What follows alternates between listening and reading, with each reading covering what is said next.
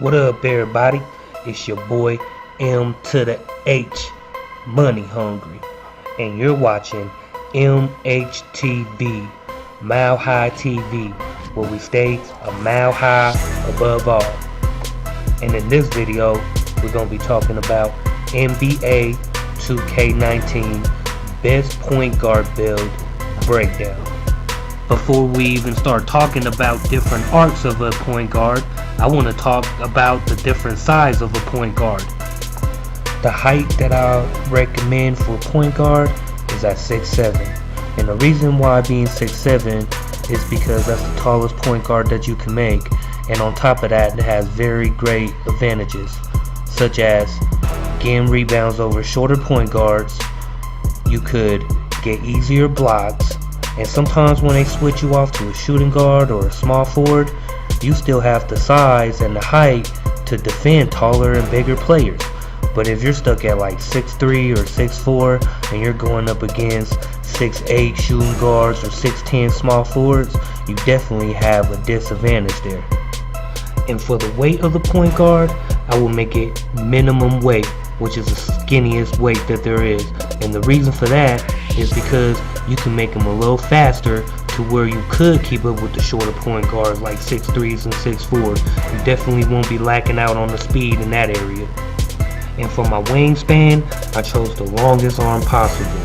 And the reason is, like I said, the longer arm you can get easier rebounds, easier blocks, and easier steals.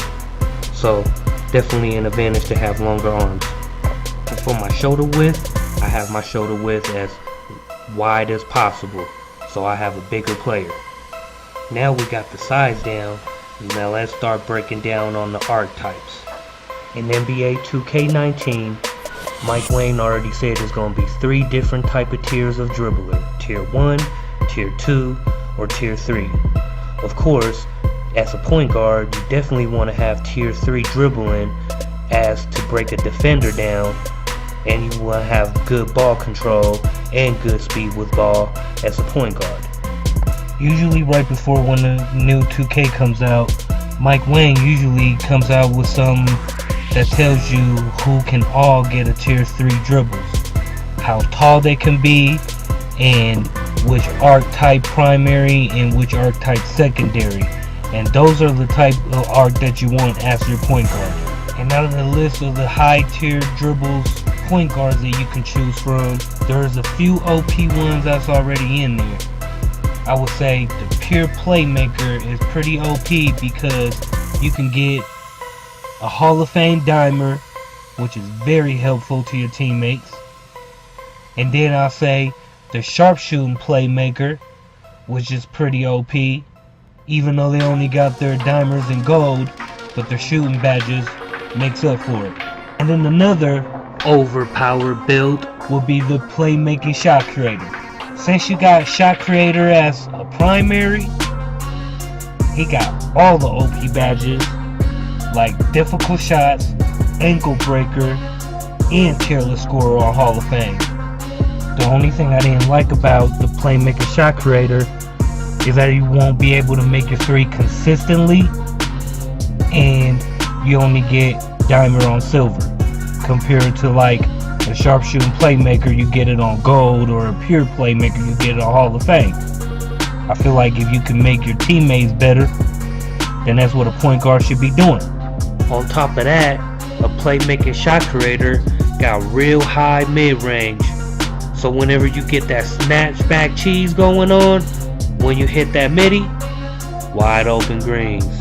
And this new 2K coming out, the developer already said defense is going to be a major part of the game. So I wouldn't even doubt that a 2-way playmaker will be pretty dope as well this year.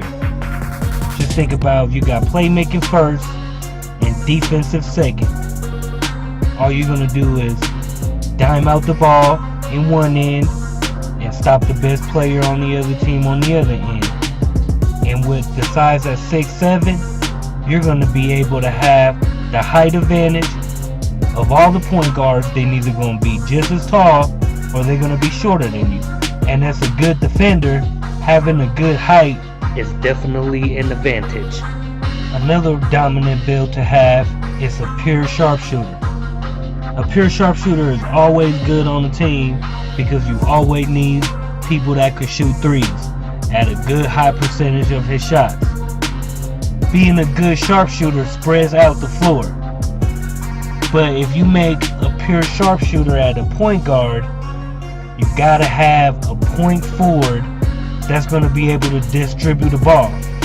Because a pure sharp does not have good ball control nor good speed with ball, to the point where if you're just trying to dribble with a pure sharp, you're probably gonna get ripped next year. Another nice build to have is the sharpshooting defender. We will put defending first and 3-point shooting second. And the reason is, it's always good to have somebody on your team that can lock up the best offensive player on the other team. If you do decide to make a sharpshooting defender, you will need to play with another playmaker or another point forward on your team, so that way you do not have to be the primary ball handler, because your ball control and your speed with ball probably won't be as high as a playmaker or a point forward. So it's definitely a plus to have another one of those on your team. Another build that's fun to play with and that's also pretty dominant is the sharpshooting shot creator, where you have a shot creator first and sharpshooting second. A sharpshooting shot creator is actually one of my first builds, because in 2K17 I love playing with a shot creator. And what's better to have a shot creator that can shoot 3 at a pretty constant basis. You will get difficult shot on Hall of Fame, tireless score on Hall of Fame, mid-range dead-eye on Hall of Fame, and on top of that you get all your shooting badges maxed out at silver.